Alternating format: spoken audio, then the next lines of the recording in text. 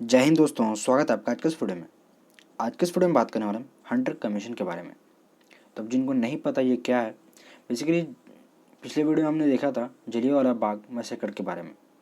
तो उसमें किस तरह से जनरल डायर ने हज़ारों मासूम लोगों, जिनमें बूढ़े, बच्चे, औरत, मर्द, बहुत तरह के ऐसे लोग थे, जिन मासूम के ऊपर जनरल डायर ने अंधाधुंध फायरिंग की परमिशन दे दी थी। तो उसके ऊपर बेसिकली एक कमेटी बिठाई गई थी जिसका नाम हंटर कमीशन था। तो इस वीडियो में अंत तक बनी रहिएगा। तो चलिए इस वीडियो को कंटिन्यू करते हैं। तो सबसे पहले हम देखते हैं इस हंटर कमीशन को अपॉइंट करने के पीछे रीज़न क्या था। बेसिकली जलियांवाला बाग मैसेकर के बारे में जो हुआ उस चीज़ की छानबीन करने के लिए सेक्रेटरी ऑफ ब्रिटिश इंडिया, जो कि जेम्स फोर्ड मॉन्टेग्यू थे, उसने विलियम हंटर को अपॉइंट किया और एक हंटर कमीशन को ऑर्गेनाइज़ किया गया ताकि इसके थ्रू जो भी घटनाएं घटी उनके पीछे कौन था और ये चीज़ें किस तरह से काम कर रही थी, इन सारी चीज़ों के बारे में पता लगाने के लिए हंटर कमीशन को अपॉइंट किया गया। और बेसिकली इसका नाम डिसऑर्डर इंक्वायरी कमेटी रखा गया।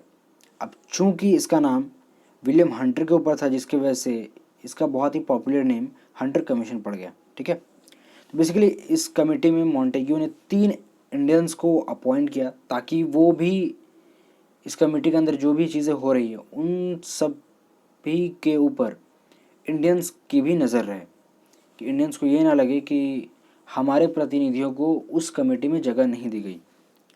तो बेसिक काफ़ी रिसर्च की गई। बेसिकली अक्टूबर, नवंबर, दिसंबर इस टाइम पर काफ़ी रिसर्च की गई और बहुत सारे ऐसे गवाहों के बयान दर्ज किए गए ताकि जिनसे पता चल सके कि उस टाइम पर दिल्ली, मुंबई, लाहौर और पंजाब में क्या हुआ था।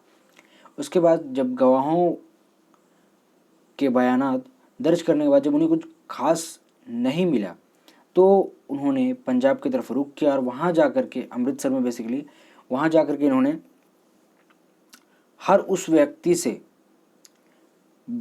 का बयान दर्ज किया जिसने इस तरह की घटनाएं देखी थी या फिर वो उस वक्त वहाँ पर मौजूद था या फिर उसने जो घटनाएं घटी उसके बारे में आप बीती बताई। इस तरह के बहुत सारे ऐसे लोगों का बयान दर्ज किया गया और उसके बाद एक रिपोर्ट तैयार की गई जिसमें बेसिकली जनरल डायर को दोषी पाया गया और उसके अकॉर्डिंग बहुत सारी रिसर्च वगैरह किए गए ऊपर के लोगों के द्वारा। उसके बाद फिर ये डिसीजन लिया गया कि जनरल डायर ने जो किया है वो बेसिकली बहुत ही बुरा था। ठीक है, तो बेसिकली इन सारी चीज़ों का डिसीजन तो पहले हो चुका था, लेकिन इसके बाद क्या था कि अब कोर्ट में जाना ज़रूरी था। तो फिर जब ये बातें कोर्ट पहुंची तो जनरल डायर को बुलाया गया। तो जाहिर सी बात है जनरल डायर को अपने अंदर ये पूरा विश्वास था कि उसने कोई भी काम गलत नहीं किया है और वो गलत नहीं है। तो वो कोर्ट में गया और कोर्ट ने जब उससे इस बारे में जवाब मांगा तो बेसिकली जनरल डायर ने कहा कि ये मेरा काम था जो कि मैंने बखूबी निभाया, और वो इस बात को ऐसे बता रहा था जैसे ये कोई गर्व की बात हो। तो उसके बाद उसने ये कहा कि अगर मैं उस दिन इन लोगों को बिना शूट किए छोड़ देता तो ये दोबारा आते और इस तरह से हमारा ही मजाक उड़ता, जिसकी वजह से मैंने ये कदम उठाया।